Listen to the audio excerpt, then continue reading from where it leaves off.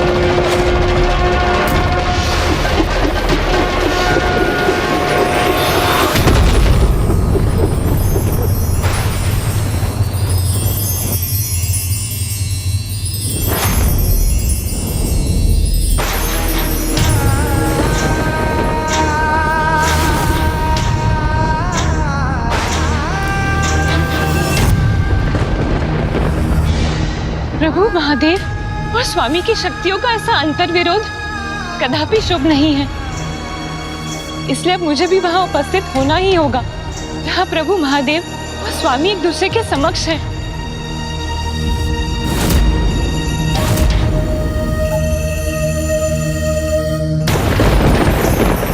इतना अद्भुत प्रकाश!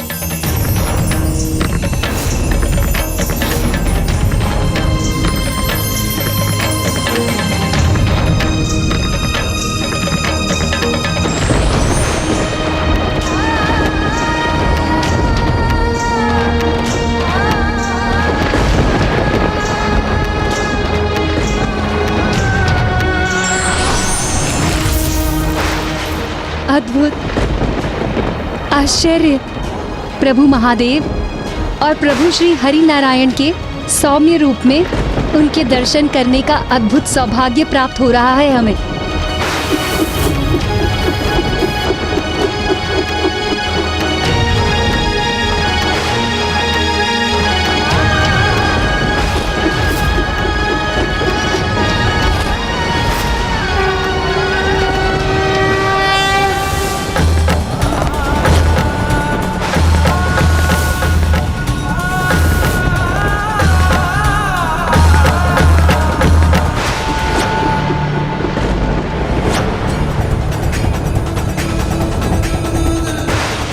दोनों प्रभु अपनी ऊर्जा के प्रभाव से एक दूसरे को सुरक्षित भी कर रहे हैं।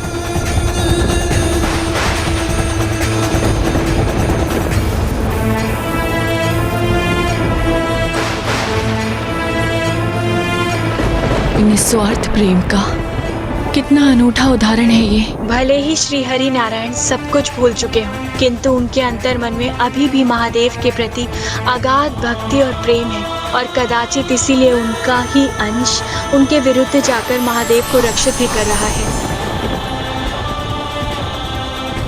हमारे स्वार्थ से उत्पन्न प्रभु के प्रति हमारा मोह सर्वथा अनुचित था, जिसके कारण हमने दोनों प्रभु के मध्य टकराव की स्थिति उत्पन्न करवा दी। प्रभु श्री हरि नारायण का चक्र और प्रभु महादेव का त्रिशूल, ये दोनों अस्त्र होते हुए भी एक दूसरे को नष्ट करने में असमर्थ थे, क्योंकि इनके माध्यम से दोनों प्रभु का परस्पर स्नेह ही प्रदर्शित हो रहा था। इसीलिए इनके टकराव से जो प्रकाश उत्पन्न हुआ, उसने पंच सुंदरियों के भीतर लोभ और मोह के शेष विकारों को भी नष्ट कर दिया, जिसके कारण वो अनुचित मोह और अटूट स्नेह के भेद को पहचानने में समर्थ हुई। किंतु प्रभु, मैं अभी भी एक दुविधा में हूँ। यदि प्रभु श्री हरि नारायण और महादेव के अंश एक दूसरे को रक्षित कर रहे थे, तो फिर भी आपस में युद्ध क्यों कर रहे थे? ये इसलिए मूषक जी, क्योंकि प्रभु श्री हरि नारायण को अभी भी कुछ स्मरण नहीं आया था। वो तो पंच सुंदरियों को दिए हुए वरदान से अभी भी बंधे हुए थे, और जब तक वो उस स्थिति से बाहर नहीं आते, तब तक उस युद्ध को रोकने का कोई उपाय शेष नहीं था। और अब इस युद्ध में वो होने जा रहा था जिसे कोई नहीं टाल सकता था। एक ओर मेरे प्रभु महादेव ने पशुपतास्त्र का आवाहन कर लिया था, तो वहीं श्री हरि नारायण ने अपने नारायण अस्त्र का, वो नारायण अस्त्र जिसमें समस्त ब्रह्मांड की समस्त ऊर्जा संचित है,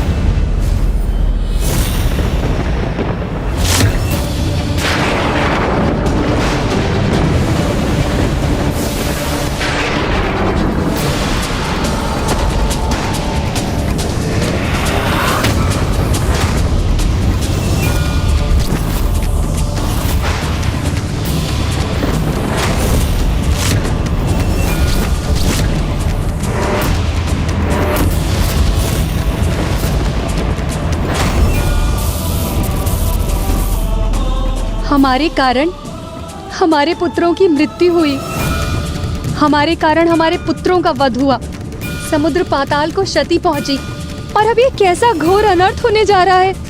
ये विध्वंस तो समस्त संसार के लिए विनाशकारी होगा।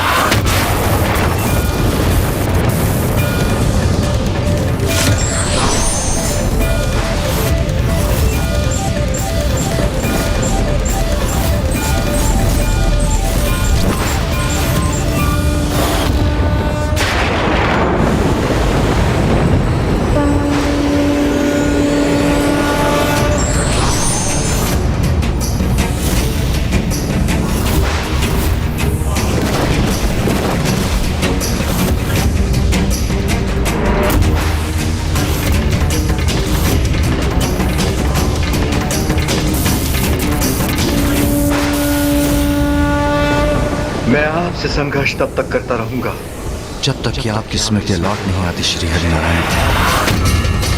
और मुझे पूर्ण विश्वास है ऐसा अवश्य होगा।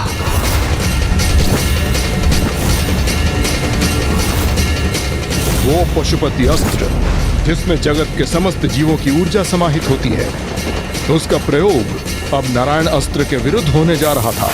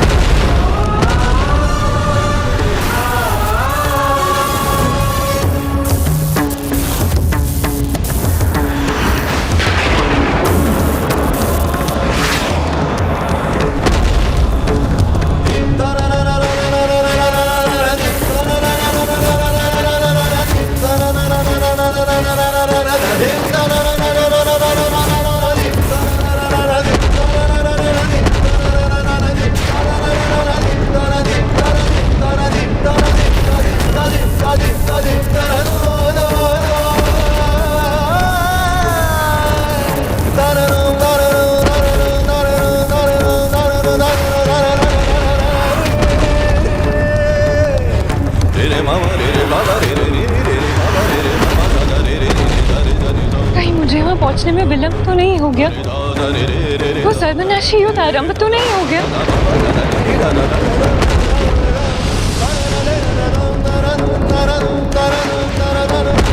हमें शीघ्र वहां पहुंचना होगा।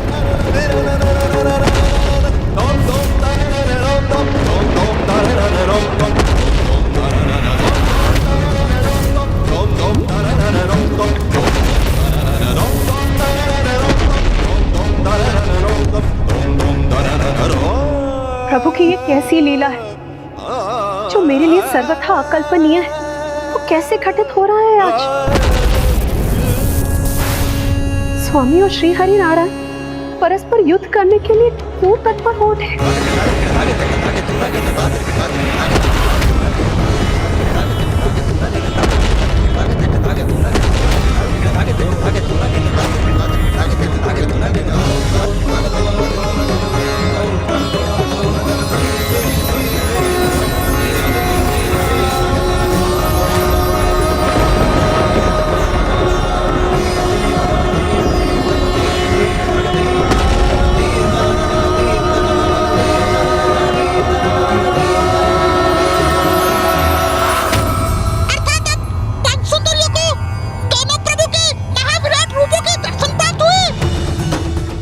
मूषक जी, क्योंकि उनके भीतर के अंतिम दो विकारों अर्थात मद और मात्सर्य अर्थात ईर्ष्या के भाव के भी नष्ट होने के कारण उनका हृदय अब सर्वथा पावन हो चुका था। और ये सत्य है कि जिनके भीतर ये विकार होते हैं वो तो किसी में भी प्रभुत्व के दर्शन करने में असमर्थ रहते हैं, और जो अपने सभी विकारों से मुक्त हो जाते हैं उन्हें कण कण में प्रभु के दर्शन प्राप्त होने लगते हैं।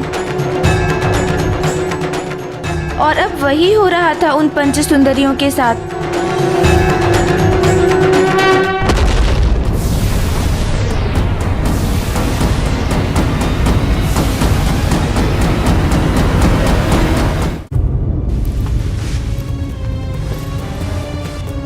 ये कैसी ईर्ष्या, कैसे मात्सर्य के प्रभाव में आ गए थे हम, जो हमने अपने अंदर ही स्थित देवी लक्ष्मी के प्रभु को ही नहीं, जगत से उसके पालनहार को छीनने का पाप किया। प्रभु को पाकर भी उन्हें पूर्ण रूप से पाने में असमर्थ रहे हम, और प्रभु से जो पुत्र हमें प्राप्त हुए थे उन्हें भी हमने खो दिया। देवी पार्वती ने सत्य ही बोला था। हमने स्वयं ही अपने विनाश को आमंत्रण दिया है। जिस प्रकार स्वार्थ से की गई सहायता पुण्य नहीं होती, उसी प्रकार छल से प्राप्त किया गया वरदान तप का फल नहीं होता। हे देवी पार्वती, हमने पूर्व में आपका सुझाव स्वीकार नहीं किया, इसके लिए हमें क्षमा करें। हमारी पूर्व की मूर्खता, हमारे अहंकार, हमारी ईर्ष्या, हमारे अनुचित मोह के लिए हमें क्षमा करें। इस अनिष्ट को भी रोकने में हमारी सहायता करें देवी, हमारी सहायता करें। हमारा ये करबद्ध निवेदन स्वीकार कीजिए देवी, स्वीकार कीजिए देवी। मैंने तो पूर्व में ही कहा था, ऐसी भूल मत कर और अपने दोष के लिए प्रभु से क्षमा मांग। मुक्त कर दो श्री हरि नारायण को अपने वरदान के बंधन से, और लौटा दो उनको उनकी अर्धांगिनी देवी लक्ष्मी।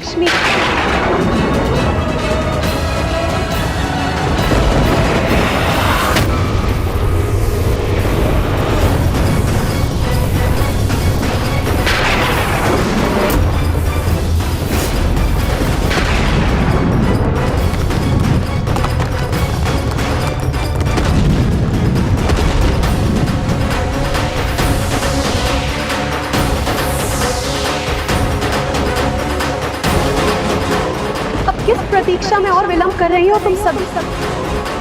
लौटा दो श्री हरि नारायण को देवी लक्ष्मी को। मुक्त कर दो उन्हें अपने बंधन से।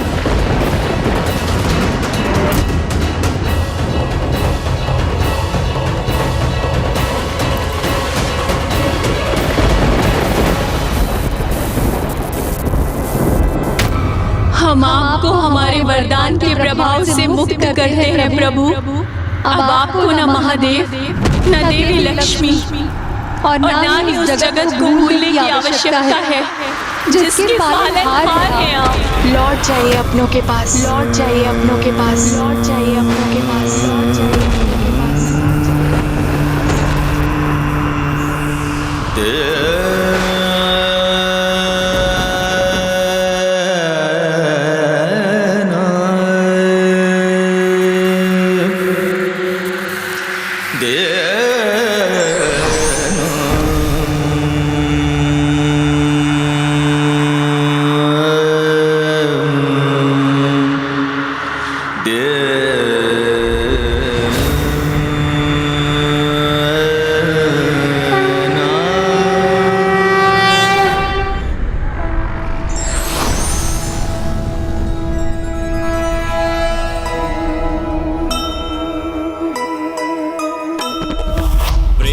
और भक्ति का अद्भुत ये नाता,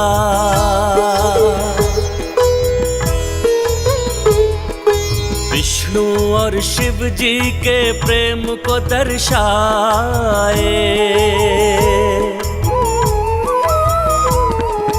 आँखों में झलक रहे भाव सभी मन के, एक दूसरे को प्रभु देखे ही जाए। हृदय में विष्णु जी के शिव की छवि है, शिव जी के हृदय में विष्णु समाए।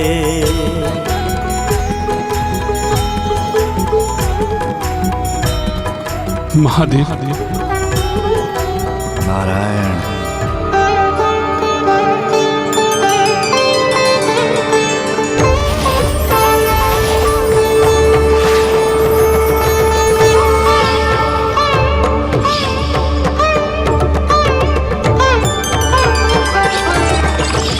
देवी लक्ष्मी,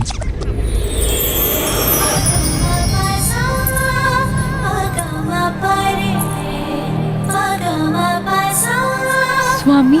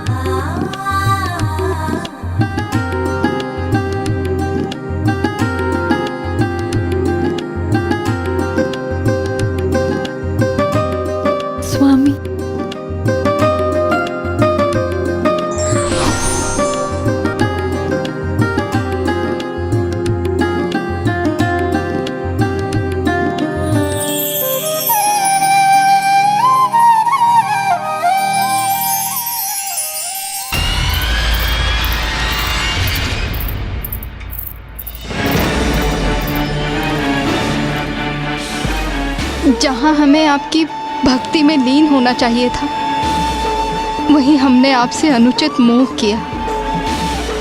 जहाँ हमें बहन लक्ष्मी की प्रसन्नता पे आनंदित होना चाहिए था, वहाँ हमने उनसे ईर्ष्या का भाव रखा। हमें हमारी इस भूल के लिए और इस बड़े दोष के लिए क्षमा करें प्रभु। क्षमा करें प्रभु, क्षमा करें, क्षमा करें प्रभु, क्षमा करें।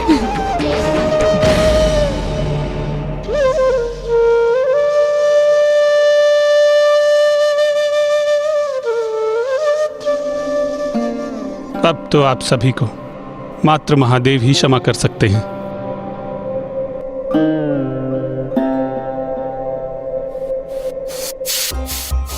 हे दयानिधान, हे प्रभु शिव शंकर, हे महादेव, हमने आपका अपमान करने का दुस्साहस किया है।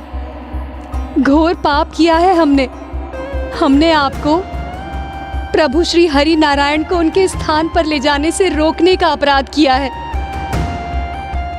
हमें क्षमा करें प्रभु, हमें क्षमा करें। क्षमा कर दीजिए प्रभु, क्षमा कर दीजिए प्रभु, हमें क्षमा कर दीजिए।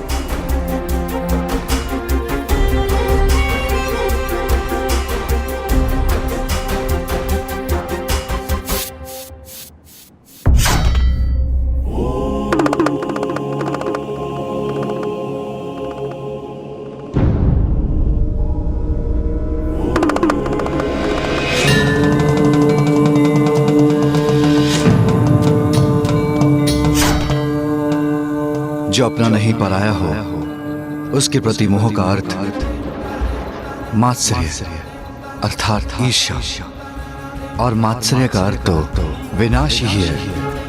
प्रत्येक जीव को इसका सदैव ध्यान रखना चाहिए, क्योंकि जब भी ईर्ष्या का जन्म होता है तो वो ईर्ष्या सर्वनाश के साथ ही मिटती है।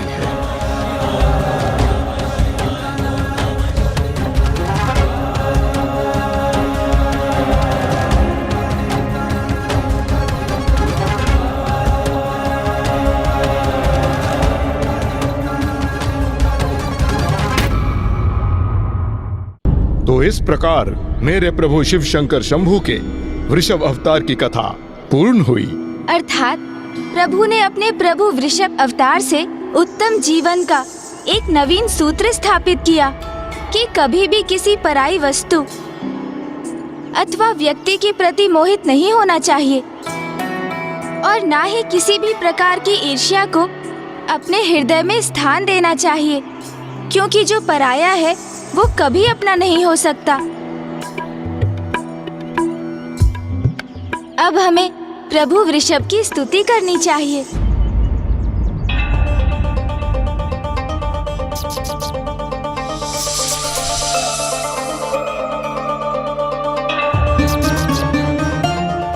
गौरीपुत्र, मूषक जी स्वयं छोटे आकार के हैं, उनका हृदय भी छोटा ही है, इसलिए कदाचित हमारे द्वारा प्रभु की स्तुति के उपरांत जब प्रभु यहाँ प्रकट होंगे तो उनके इतने उग्र अवतार के दर्शन करने से वो विचलित न हो जाए। गौरीपुत्र, मूषक जी ने तो कोई भूल नहीं की है लंकेश, इसलिए प्रभु के किसी भी रूप में उनके दर्शन करने में मूषक जी को तो कोई भय नहीं।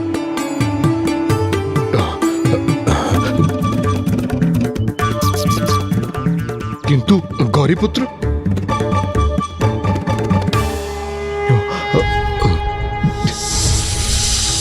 त्र्यंबकं सदाशिवं नमामि हे उमापति जय नीलकंठ जय अनंत नमोस्तुते नमोस्तुते। हो भोलेनाथ भक्त के हो कष्ट से निवारते, ये सृष्टि सारी संकटों से शिव ही है उबारते।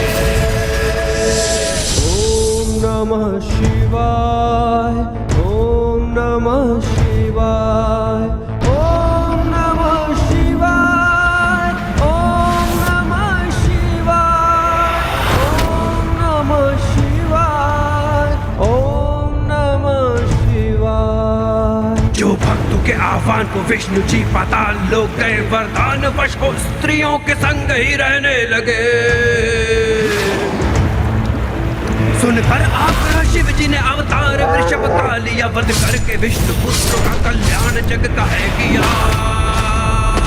ओम नमः शिवाय, ओम नमः शिवाय, ओम नमः शिवाय, ओम नमः शिवाय। प्रणाम प्रभु। प्रणाम प्रभु।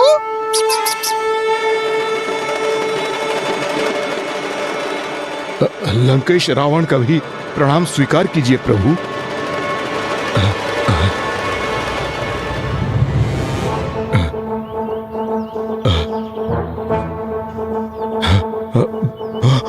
रावण, आपको मुझसे भयभीत होने की कोई आवश्यकता नहीं।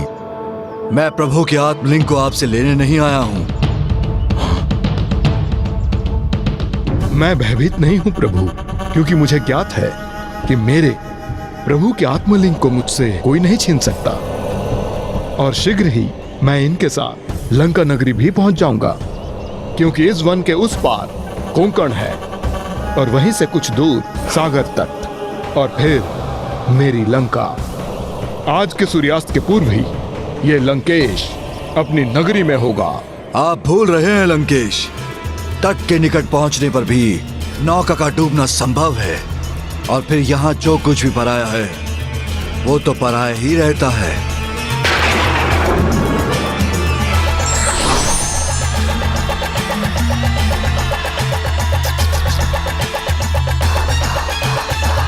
अब आप कहाँ खो गए लंकेश?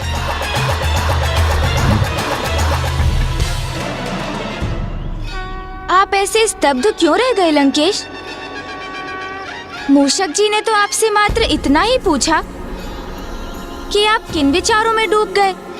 मेरे विचार से गौरी पुत्र, अब यहाँ मूषक महाराज का कार्य संपन्न हुआ, इसलिए अब इन्हें यहाँ से लौटना चाहिए, अन्यथा ये हमारी गति मध्यम कर देंगे और मुझे शीघ्र लंका पहुंचना है।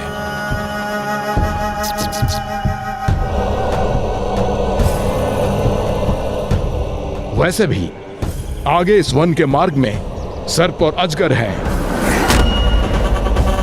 तब तो आप दोनों ही आगे बढ़िए, मैं स्वयं ही लौट जाता हूँ।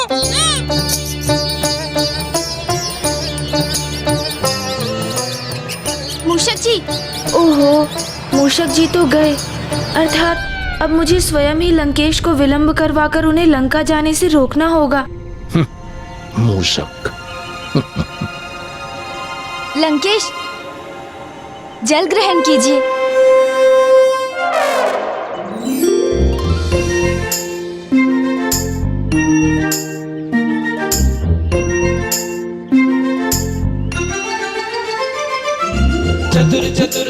क्या हुआ गौरी पुत्र, अब आप कहाँ खो गए?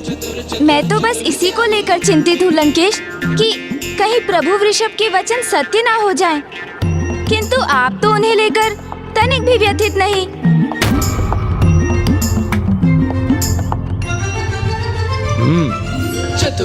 मुझे एक बात बताइए गौरी पुत्र, प्रभु अपनी संपूर्णता में किस रूप में प्रकट होते हैं? प्रभु के समस्त रूप, समस्त अवतार तो एक ही हैं, किंतु महादेव ही देवों के देव हैं, वो ही सर्वोच्च हैं। उचित कहा आपने, क्योंकि वो ही महानतम हैं। और अब ये भी बताइए मुझे कि संसार में प्रभु का महानतम भक्त कौन है? महादेव के महानतम भक्त लंकेश, परशुराम जी।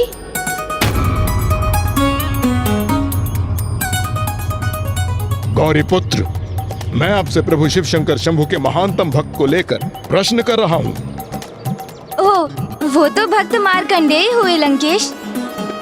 उचित है, ऋषि मार्कंडेय प्रभु के महान भक्त अवश्य हैं, किंतु मैंने तो उनके महानतम भक्त के विषय में पूछा था, जो मैं हूँ। और प्रभु के महानतम भक्त के साथ कुछ भी अनुचित कैसे घटित हो सकता है? इसलिए मुझे कोई चिंता नहीं। अवश्य।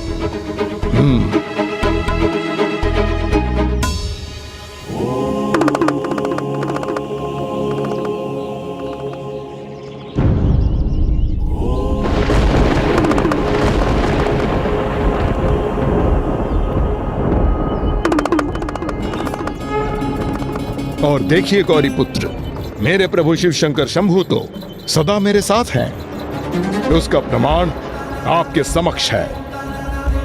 प्रणाम पिताश्री। और प्रभु के इस कृष्ण रूप के दर्शन से मुझे उनके कृष्ण दर्शन अवतार का स्मरण हुआ है।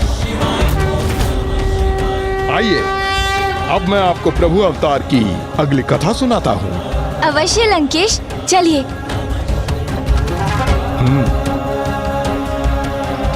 वो कृष्ण दर्शन अवतार जिन्होंने जगत को ये सीख दी कि कभी किसी वस्तु अथवा यहाँ तक कि स्वयं अपने पुण्यों के प्रति कोई आस्तिक नहीं होना चाहिए। ओम नमः शिवाय, ओम नमः शिवाय।